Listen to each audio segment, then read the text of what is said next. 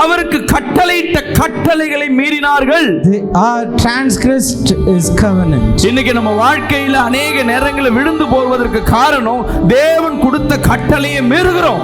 We are transgressed the order of the Lord. நம்ம நினைப்ப கட்டளைனா என்ன? தேவன் கட்டளை இத எதை சொல்றாரு? What the Lord meant here, the covenant. கட்டளைனா என்ன?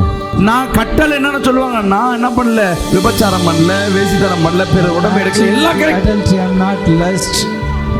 அன்பு செலுத்துவதுதான் தேவன் நமக்கு கொடுக்கப்பட்ட கட்டளை. The commandment is loving others. புதிய ஏற்பாட்டில் இயேசு உன்னை சிநேகித்தது நிமித்தமாக, விடுதலையாக்கப்பட்டது நிமித்தமாக, நீங்க அன்பு காட்டாதது எங்கெங்கோ அன்பு குறைகிறதோ அங்கங்கே கட்டளைய மிஸ் பண்றீங்க. ஆவியானவர் உனக்குள்ள துணை. நிறைய பேர் என்ன பண்ணுவாங்க, அல்லாஹ் பர்ரிமார் பஹ பஹ பஹமன் பிரேயர் பண்ணுவாங்க. A lot of people praying in tongues. பைபிளை கையில வச்சுக்கிட்டு போயிட்டே இருப்பாங்க.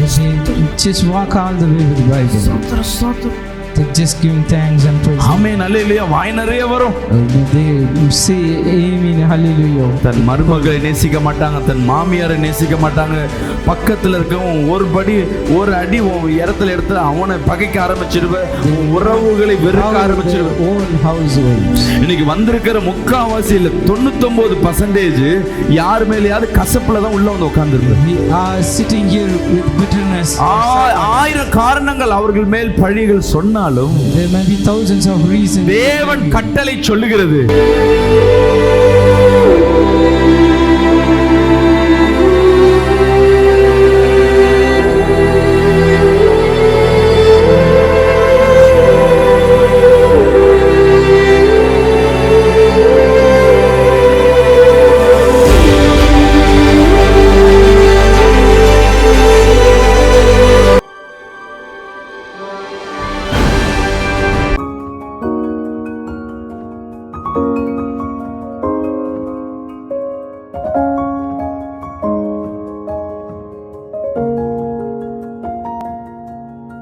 இரண்டாவது காரியம், நாம் ஏன் விழுந்து போறோம், ஏன் நம்ம வாழ்க்கையில தோல்வி வருது? முதல் காரியம் சொன்ன பாவம்.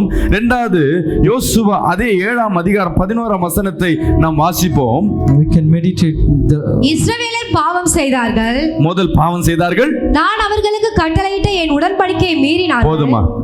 அவருக்கு கட்டளையிட்ட கட்டளைகளை மீறினார்கள். They are transgressed his covenant. இன்னைக்கு நம்ம வாழ்க்கையில அநேக நேரங்களில் விழுந்து போவதற்கு காரணம் தேவன் கொடுத்த கட்டளையை மீறுகிறோம்.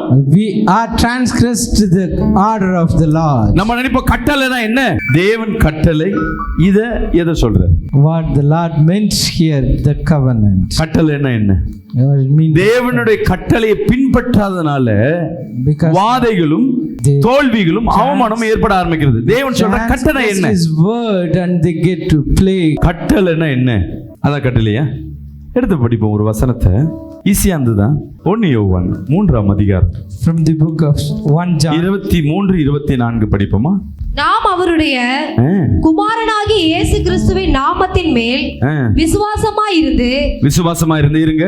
அவர் நாமத்தில் விசுவாசமா இருந்து அவர் நமக்கு கட்டளையிட்டபடி, அவர் இயேசு கிறிஸ்து நமக்கு கட்டளையிட்டபடி. என்ன கட்டளை? ஒருவரில் ஒருவர் அன்பா இருக்க வேண்டும் என்பதே அவருடைய கற்பனையா இருக்கிறது. நான் அன்பா தான் இருக்கேன் pastor. I am in love. நான் அன்பா தான் இருக்கேன் பாஸ்டர். I am kind. நம்ம யார் மேல அன்பா இருக்கோம்னா கண்ணாடியை பார்த்துக்கிட்டு நம்மளுக்குள்ளே அன்பா இருக்கோம். Just looking at the mirror and loving ourselves. வசனம் சொல்லுது, தன்னை தானே நேசிப்பது போல் பிறரை நேசி. Love other as yourself. நான் கட்டளை என்னன்னு சொல்லுவாங்க, நான் என்ன பண்ணல, விபச்சாரம் பண்ணல, வேசித்தனம் பண்ணல, பிறர் உடம்பு எடுக்கல, எல்லாம் correct. Adultery, I am not lust. அன்பு செலுத்துவதுதான் தேவன் நமக்கு கொடுக்கப்பட்ட கட்டளை. The commandment is loving others. புதிய ஏற்பாட்டில் இயேசு உன்னை சிநேகித்தது நிமித்தமாக, விடுதலையாக்கப்பட்டது நிமித்தமாக, நீங்க அன்பு காட்டாதது எங்கெங்கோ அன்பு குறைகிறதோ அங்கங்கே கட்டளைய மிஸ் பண்றீங்க. We are all missing the word. எங்க அன்பு குறைகிறது? Love lacks. எந்தெந்த இடத்துல அன்பு குறைகிறதுன்னு பாத்தீங்கன்னா அந்த இடத்துல தேவ கட்டளை மீறுகிறோம்னு அர்த்தம். We are transgressed the Lord's commandment wherever we lacking love. நான் கேக்குறேன், ஒருத்தர் மேல அன்பு வராம கோபம் வருது, என்ன காரணமா இருக்கு? Instead of showing love, you getting angry to other. உன் பிள்ளையை பார்த்து கோபப்படுற. You are angry to children. உன் மனைவியை பார்த்து கோவப்படுற, You're angry at your wife. உன் உறவுகளை பார்த்து கோவப்படுற. You're என்ன angry காரணம்? at your relations. The reason behind it, what would be? Reason வந்து பர்சனல் ரீசன் நிறைய இருக்கும். நான் மெயின் கருப்பொருள் என்னவா இருக்கும்? Maybe a lot of personal reason, but there is one core thing behind it. சொல்லுங்க. நம்ம எதிர்பார்க்கிறதை அவர்கள் பேசாமல் போனால், நம்ம எதிர்பார்க்கிறதை அவர்கள் செய்யாமல் போனால், நம் கேட்கிறதை அவர்கள் கொடுக்காமல் போனால், நான் சொன்ன வார்த்தையை மதிக்காமல் போனால், உடனே அவங்க மேல நமக்கு கோபம் வரும், அன்பு இழந்து போகும். We getting angry and losing love when they are not doing our will. பிள்ளைகளை நேசிக்கிற தாய் தகப்பன் என்னைக்காவது ஒரு நாள் பிள்ளைகளை வெறுக்கிறாங்க, கோவப்படுறாங்கன்னா என்ன அர்த்தம்? பிள்ளைங்க செய்யற காரியத்தை தன் பெற்றோரால் ஏற்றுக்கொள்ள முடியல.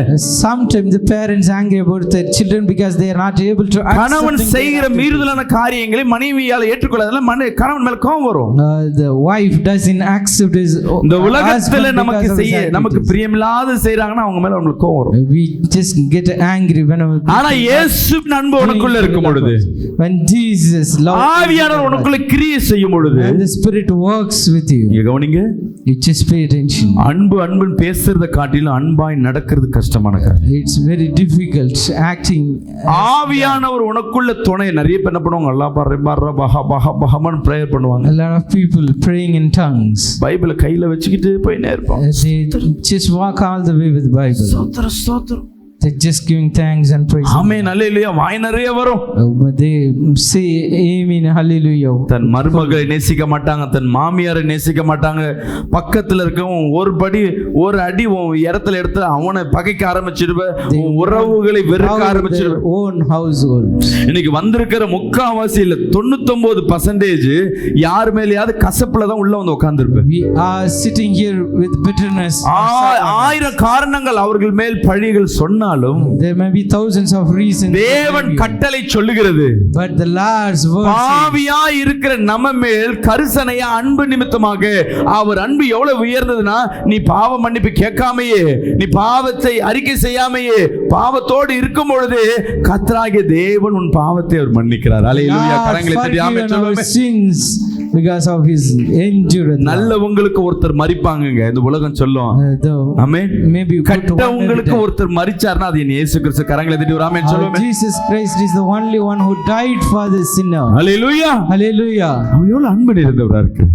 Just look at his love. மற்றவங்க தப்பிதங்களை ஏற்றுக்கொள்ளாதனால அந்த இடத்துல அன்பு இருந்துச்சுங்களேன், அந்த தப்பிதங்களை மறைந்து போகும், You மன்னிக்கப்படும். have love, you will forgive others. நெஞ்சில கை வச்சு சொல்லுங்க, Place the hand on heart and say, Jesus, உம்முடைய அன்பை எனக்கு ஊற்றுங்க ஆண்டவரே. Lord, pour your love. அவர் எவ்வளவு அன்பு வச்சிருக்காரு. Lord, you showed me love. அவர் எவ்வளவு அன்பு பாருங்க.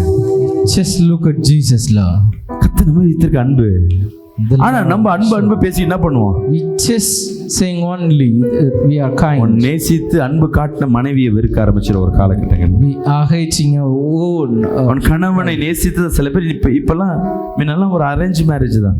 Earlier, இப்ப நடக்கிறதுல 99% லவ் வித் அரேஞ்ச் மேரேஜ்னு சொல்லிக்கிறாங்க. 99% now love with arranged நீங்க marriage. விரும்பி ஒரு ஏற்றுக்கொண்ட திருமணமே இப்ப நடக்குது. Accepting one another, after that the marriage is happening. ஆனா இப்ப என்ன ஆகுது? ரெண்டு பேர் பிரிவுகனே. But there is sudden departure. சில நிறைய தேசங்கள்ல பார்க்கிற பிரிந்த வாழ்க்கை. If you look at many nations, எங்க என்ன நடக்குதுன்னா, ஒருத்தர் தப்பிதங்களை ஒருத்தரால் மன்னிக்க முடியாத நிமித்தம், one another not able to அன்பை forgive their காட்டாத mistakes. நிமித்தமாக நம்ம வாழ்க்கையில அநேக Lack ஆசீர்வாதத்தை of love losing the blessing. ஒன்னு தெரிஞ்சுக்கங்க, கோபம் உன் வாழ்க்கையில அதிகமா வருதுன்னா, If you have angry more, தேவ கட்டளையை நீ மீறிக்கொண்டே இருக்கணும். you are not obeying the Lord's word. யார்கிட்டயாவது காவிட்டு வாழ்ந்துன்னு இருக்கன்னா, If you are fighting, தேவன் உனக்கு காவிட்டாருன்னு அர்த்தம். the Lord left from you. Chance கிடைக்கும் வாய்ப்புகளை தேடிக்கொண்டே இருக்கணும். ஒரு வாய்ப்பு கிடைச்சா நான் பேசிடுவேனே, ஒரு வாய்ப்பு கிடைச்சா நான் மன்னிப்பு கேட்டுருவேனே, opportunity to speak and ஒரு வாய்ப்பு கிடைச்சா அவங்க கிட்ட உறவாடிடுவேனே, நீ கேட்டுக்கொண்டே இருக்கணும். just ask the opportunity to reconcile. Hallelujah, Hallelujah. Hallelujah. Hallelujah. நம்ம வெயிட் பண்ணோம், எவனாவது பொண்ணு கிடைச்சா சான்ஸ் கிடைச்சா ஒரு லெட்டர் கொடுத்துடலாம். Just waiting to give letter to girl. பையன் கிடைச்சா உடனே ஒரு SMS பண்ணிடலாமே. If we get a boy, we can do SMS. இது கடைசி வரையும் இருக்குமா? Will that forever?